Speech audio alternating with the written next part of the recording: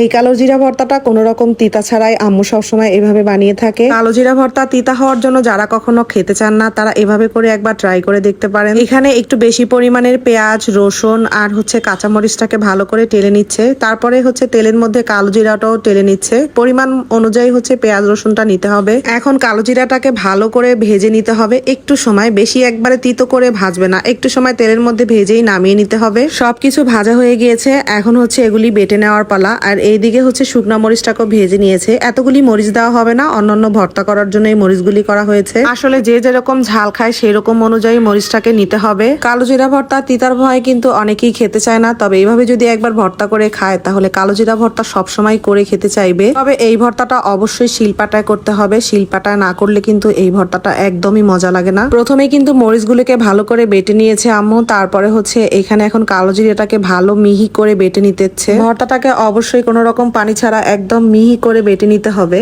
আমাদের বাসায় আমরা এই কালো জিরা ভর্তাটাকে খুবই পছন্দ করি। বিশেষ করে আমি এই কালো জিরা ভর্তা দিয়ে ভাত, খিচুড়ি, পোলাও সবকিছুই খেতে খুবই পছন্দ করি। কালো জিরা, মরিচ এগুলি বেটে নেওয়ার পরে এখন পেঁয়াজ, রসুন এগুলি ভালো করে মিশ করে বেটে নিতে হবে। এই ভর্তাটা বাটতেই একটু কষ্ট হয়ে যায় যারা বাটাবাটি করতে অভ্যস্ত না, তবে বাটাবাটি করলেও এই ভর্তাটা খেতে খুবই মজা হয় যদি শিলপাটায় করা হয়। ভালো করে বেটে নেওয়ার পরে এর মধ্যে এখন আম্মু দিয়ে দিচ্ছে পরিমাণ মতো লবণ, আর লবণ দিয়ে দেওয়ার পরে ভর্তাটাকে ভালো করে মেখে নিচ্ছে। ট্রাস্ট মি, কেউ যদি এইভাবে করে একবার কালো জিরা ভর্তা খায় তাহলে তারা বারবার করে খেতে চাইবে। তবে হ্যাঁ, ভর্তা খাওয়ার ক্ষেত্রে অবশ্যই পেঁয়াজের পরিমাণটা বেশি রাখতে হবে। তো এই ছিল ভর্তার ফাইনাল লুক। কেমন হলো ভিডিওটা অবশ্যই একটা কমেন্ট করে জানাবেন। আল্লাহ হাফেজ।